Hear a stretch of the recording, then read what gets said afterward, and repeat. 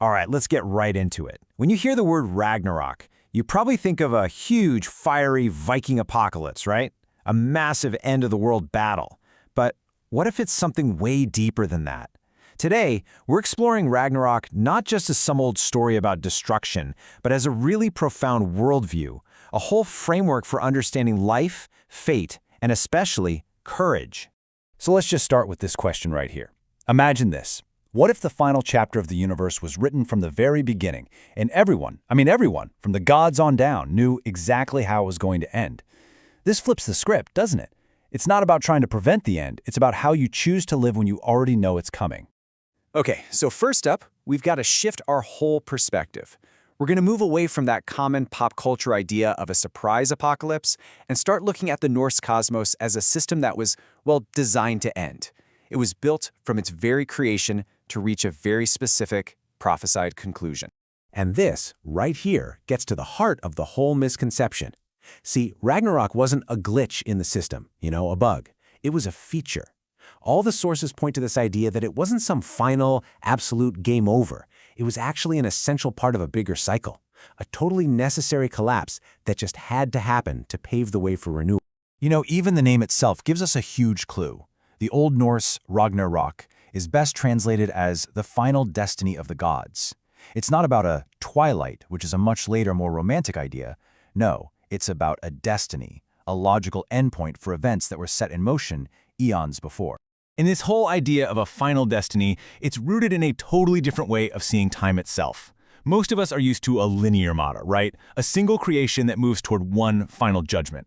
But the Norse worldview was cyclical.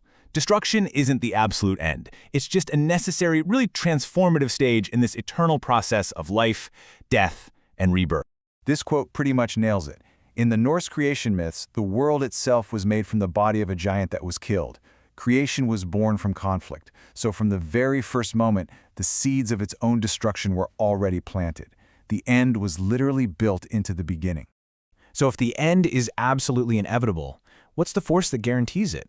Well, that brings us to one of the most powerful and honestly kind of terrifying concepts in the Norse world, the architecture of fate. The engine driving all of this is something called word, or sometimes urlug. Think of it as the ultimate cosmic law. It's a destiny that's woven by these three beings, the Norns, and it is absolute.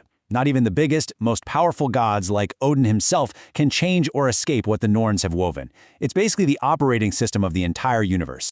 This line from the Old English poem The Wanderer just says it all, doesn't it? Word is wholly inexorable. You can't reason with it, you can't bargain with it, you definitely can't fight it, it just is. It's a force of nature. Okay, and this is where Odin's story gets so fascinating. Think about it. His whole relentless quest for knowledge, it wasn't about finding an escape hatch from his fate. Not at all. It was about gaining the clarity to understand it. He gives up an eye, he hangs himself from the world tree in this insane ritual, and what does he get? He gets the wisdom to see exactly how it's all going to end, but absolutely zero power to stop it. The goal was foresight, not salvation. He just wanted to know. And that, of course, leads to the big question.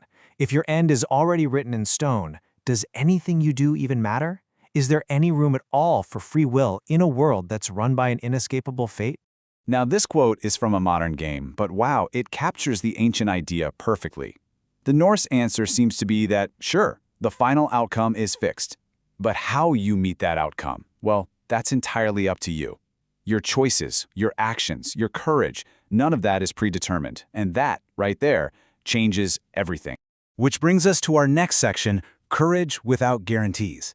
This is where we see how this entire worldview, this certainty of collapse, forges a really unique and powerful code of ethics for everybody, gods and mortals alike. This ethical code is often called Northern courage.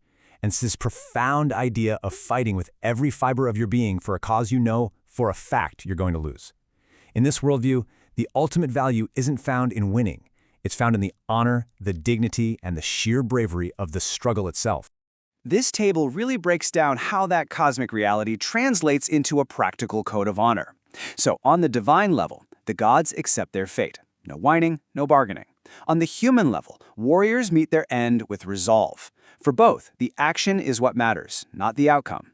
Odin fights the wolf Fenrir, knowing he's going to lose, just like a warrior fights against impossible odds. And in the end, legacy, your reputation, is the only real immortality. A good name can survive even when the world doesn't. So the most important point here is that this worldview doesn't lead to despair. Not at all. Actually, it's the opposite. The sources say it created inspiration and invigoration. When you can't change your destination, the journey becomes everything. How you act, how you face your own personal doom, that becomes the only true measure of your worth. So let's bring this all together. What is the ultimate takeaway from a world that was literally designed to end? Well, it's all about finding meaning in a finite existence. A world where the end is certain is a world without the illusion of permanence. There's no "I'll do it tomorrow" because tomorrow isn't guaranteed. It forces you to focus on the here and now. It strips away all the trivial stuff and makes you ask, what truly matters? What actions have meaning when there's no guarantee of a reward and zero hope of ultimate victory? And this is the core wisdom, the absolute heart of the Ragnarok worldview. This is the clarity that comes from collapse. You can't control the end, but you can control your character, your integrity, and your courage. And in the face of an inevitable conclusion, those are the things that define a meaningful life. So you see, Ragnarok isn't really a story about hopelessness. It's a story about clarity. It's about finding purpose, not in spite of the end, but because of it. It asks us all to think about what is truly important when all the distractions are stripped away. And that leaves us with one final thought. What does it clarify for you?